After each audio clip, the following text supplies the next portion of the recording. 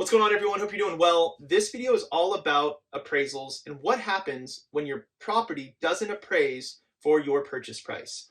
We have a lot of people making offers right now. There's multiple offers on just about every listing that I have clients making offers on. And when I talk to those listing agents, they say, Sean, I don't know, this price is a lot higher than the last couple sales in the neighborhood. What happens if the property doesn't appraise?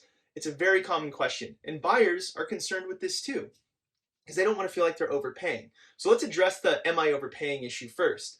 Something is worth what somebody is willing to buy and sell for. So if you have a property for $1 million and there's 10 people willing to pay $1 million, what is that property worth? $1 million.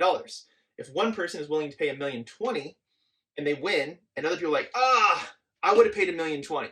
It's worth $1,020,000. Now, how does an appraisal work?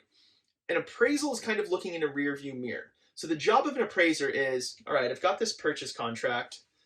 It says two people, willing buyer, willing seller, willing to sell for $1,020,000.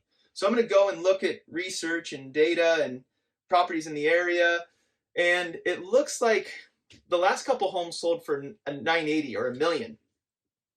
What do I do? Well, I got to use those previous sales, so I'm going to bring this in at $1 million. That means there's a delta of $20,000, right? We're buying for $1,020,000. The appraisal shows a value of $1 million. What happens to that difference? The most obvious answer that most people will tell you is you got to come up with the difference. It's the only way to do it. Not necessarily the case. So you have to understand two different things. So we understand what the problem is, right? We're worried about there being a gap. What's the solution? Well, I'll give you an example of one from yesterday.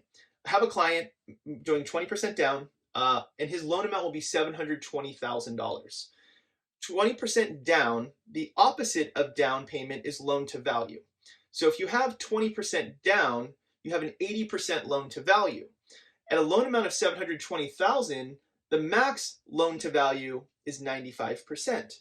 Well, if I have a 95% loan to value, that means I will have mortgage insurance. But the reason I bring that up is because in this scenario, I'm talking to the listing agent. She goes, Sean, what happens if it doesn't appraise? I said, how does he have the money to bring in to make up the difference? I go, he does, but he doesn't have to. What do you mean he doesn't have to? I'm like, we just adjust the loan to value. So he would just have mortgage insurance. Mortgage insurance falls off once he has 20% equity by way of an appraisal anyways. So it's kind of a no-brainer. We're not really worried about it. Instead of having him bring in a bunch of extra money to close, we're just going to adjust his monthly payment because he's totally comfortable there anyways. And I've educated him on how mortgage insurance works. Now, that being said, the bank you work with determines the quality of your appraisal. So I worked for one of the big banks for 10 years, and I've gotten really, really good at analyzing appraisals because they provided horrible appraisals, and I had to fight them, do what's called a reconsideration of value or a rebuttal constantly. So why does that matter? Well, this specific bank would charge you $650, let's just say $650 for an appraisal. And then they would farm it out to the cheapest bidder. So I've got a guy in Stockton who says he'll drive from Stockton to do an appraisal in Walnut Creek. He'll do it for $350. We charge $650.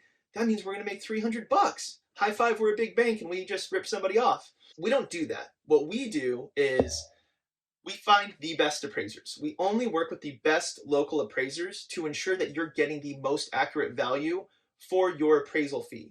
Now, that appraisal fee that you'll pay we don't make any money off of that. Whatever the fee is on the invoice from the appraiser is what you will pay for that appraisal. So you truly get what you pay for when it comes to an appraisal. So of all the companies, I would say you're going to get the best appraisal from our company. I think we do an incredible job. And I only say that because I want you to think about this as you're looking at different lenders. We always get focused on rate, and there's so many other things that matter, and really rates have become a commodity. Rates are basically the same no matter where you go. So if my rate's the same, what other things should I be asking about? What else is important?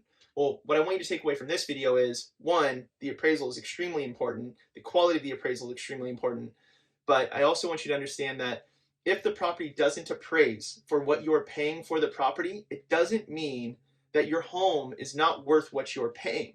It just means that you're moving up in price, and your home selling at this price is now the most recent comparable sale for the next home in that neighborhood. That's how prices increase. If we think of it like a stock, if no one ever paid a little bit more for a stock, it would never go up. Same concept. So don't get nervous if you're making an offer and it doesn't look like there's going to be comparables to support. Don't think that you're stuck having to bring in more money. There's other options available to you. It's not always an option, but a lot of times it is. And basically, if you have a conventional loan and you're not maxed out on your loan to value, you have more options than just bringing in more money to close. I know it's complex, and I think that's why everyone defaults to, you're going to have to make up the difference, but that's not the truth. And it's important for me to you to understand what your options are. I want you to understand what's truly available to you. You should get to know all of your options, regardless of what is easiest for us. I hope this is helpful. I know it's confusing. Questions, comments, concerns, reach out anytime. Thank you guys so much, and I'll talk to you soon. Cheers.